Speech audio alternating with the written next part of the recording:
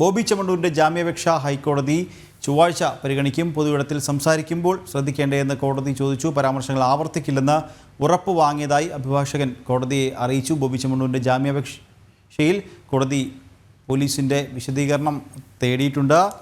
ബോബി ചെമ്മണ്ണൂരിൻ്റെ ജാമ്യാപേക്ഷ ഇന്ന് പരിഗണിച്ച കോടതി അത് ചൊവ്വാഴ്ചത്തേക്ക് മാറ്റിവെക്കുകയായിരുന്നു. ഇന്ന് അടിയന്തര പ്രാധാന്യം ഇല്ല എന്ന് കോടതി ചൂണ്ടിക്കാട്ടുകയായിരുന്നു. കാരണം ഇന്നലെ തള്ളിയ ജാമ്യാപേക്ഷ ഇന്ന് അടിയന്തര സ്വഭാവമില്ലാത്തതിനാൽ ഇന്ന് പരിഗണിക്കേണ്ട എന്ന് കോടതി തീരുമാനിക്കുകയായിരുന്നു. അങ്ങനെയാണ് സാധാരണ കേസ് പരിഗണിക്കുന്നത് പോലെ തന്നെ അത് ചൊവ്വാഴ്ചത്തേക്ക് മാറ്റിവെച്ചത്. പൊതുയിടത്തിൽ സംസാരിക്കുമ്പോൾ ശ്രദ്ധിക്കേണ്ടതെന്ന് കോടതി ബോബി ചെമ്മണ്ണൂരിൻ്റെ അഭിഭാഷകനോട് ചോദിച്ചു. ഒപ്പം തന്നെ പരാമർശങ്ങൾ ആവർത്തിക്കില്ല എന്ന് ഉറപ്പ് പറഞ്ഞിട്ടുണ്ട് എന്ന് ബോബിയുടെ അഭിഭാഷകൻ കോടതിയെ അറിയിച്ചിട്ടുണ്ട്. ബോബി ചെമ്മണ്ണൂരിൻ്റെ ജാമ്യാപേക്ഷയിൽ കോടതി പോലീസിൻ്റെ വിശദീകരണവും തേടിയിട്ടുണ്ട്. വിവരങ്ങളുമായി രേഷ്മ ബാബു ചേർന്നുണ്ട്. രേഷ്മ, ബോബി ചെമ്മണ്ണൂരിൻ്റെ ജാമ്യാപേക്ഷ അത് ചൊവ്വാഴ്ച പരിഗണിക്കാനായി മാറ്റിവെച്ചിരിക്കുന്നു. ഒപ്പം തന്നെ പൊതുയിടത്തിൽ സംസാരിക്കുമ്പോൾ കൂടുതൽ ഇത്തരത്തിലുള്ള കാര്യങ്ങൾ ശ്രദ്ധിക്കേണ്ടേ എന്നും കോടതി ചോദിച്ചിട്ടുണ്ട്. വിവരങ്ങൾ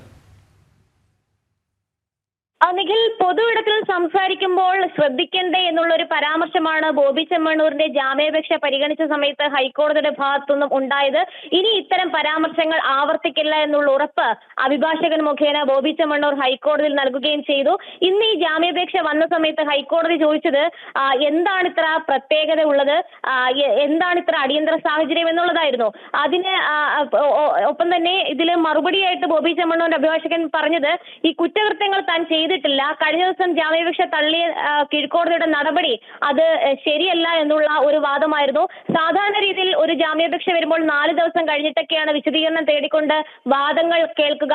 അതുകൊണ്ട് തന്നെ ബോബി ചെമ്മണ്ണൂരിന് യാതൊരു പ്രത്യേകതയുമില്ല, സാധാരണ കേസ് പോലെ തന്നെയാണ് എന്നുള്ള നിലപാട് ഹൈക്കോടതി സ്വീകരിക്കുകയും തുടർന്ന് പ്രസ്തുത ജാമ്യാപേക്ഷ ഹൈക്കോടതി സിംഗിൾ ബെഞ്ച് ചൊവ്വാഴ്ചത്തേക്ക് മാറ്റുകയുമാണ് ചെയ്തത്. പോലീസിന്റെ വിശദീകരണം ഹൈക്കോടതി ജാമ്യ ഹർജിയിൽ തേടുകയും ചെയ്തിട്ടുണ്ട്. അത് സാധാരണ രീതിയിൽ ഒരു ജാമ്യാപേക്ഷ വന്നു കഴിഞ്ഞാൽ ഓട്ടോമാറ്റിക് ആയിട്ട് ഈ ഇൻസ്ട്രക്ഷൻ, അതായത് ഈ വിശദീകരണം തേടി പോകും. എന്തായാലും ചൊവ്വാഴ്ച ജാമ്യ ഹർജിയിൽ വാദമായിരിക്കും, പ്രാഥമിക വാദമായിരിക്കും നടക്കുക. എന്തായാലും പൊതുയിടത്തിൽ സംസാരിക്കുമ്പോൾ ശ്രദ്ധിക്കേണ്ട തുടങ്ങിയ പരാമർശങ്ങൾ ഇതിലേറെ ഗൗരവം ഉള്ളതാണ്. കാരണം അത് ഹൈക്കോടതിയും ഈ ഒരു വിഷയത്തിൽ ഒരു പരാമർശം നടത്തിയ ഒരു സാഹചര്യത്തിൽ വീണ്ടും വാദം കേൾക്കുന്ന വേളയിലും നിർണായകമാകും. എന്തായാലും കുറ്റകൃത്യം ആവർത്തിക്കില്ല എന്നുള്ള ഒരു ഉറപ്പ് ഹൈക്കോടതിയിൽ ബോബി ചെമ്മണ്ണൂർ നൽകിയിട്ടുണ്ട്. പ്രധാനമായിട്ടും ഈ ജാമ്യ ഹർജിയിൽ ബോബി ചെമ്മണ്ണൂർ ഉന്നയിക്കുന്ന ഒരു വാദം എന്ന് പറയുന്നത് തന്റെ അറസ്റ്റ് അത് നിയമപരമായിട്ടല്ല നടത്തിയത്, 24 മണിക്കൂറിൽ കൂടുതൽ കസ്റ്റഡിയിൽ ഉണ്ടായിരുന്നു. മാത്രവുമല്ല തനിക്കെതിരായിട്ടുള്ള ആരോപണങ്ങൾ അത് കഴമ്പില്ലാത്തതാണ്.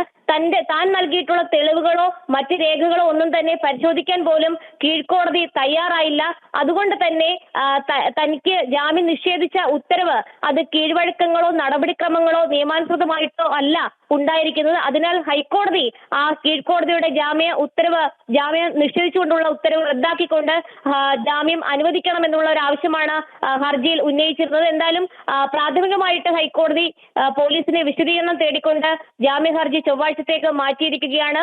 മറ്റൊരു സുപ്രധാനമായിട്ടുള്ള വാദഗതി കൂടി ഈ ജാമ്യ ഹർജിയിലൂടെ ഹൈക്കോടതിയിൽ ബോബി ചെമ്മണ്ണൂർ പറയുകയും ചെയ്തിട്ടുണ്ട്. അതായത് ഈ പരാതിക്കാരിയുമായിട്ട് തനിക്ക് പതിറ്റാണ്ടുകളായിട്ട് ബന്ധമുണ്ട്, സൗഹൃദമുണ്ട്.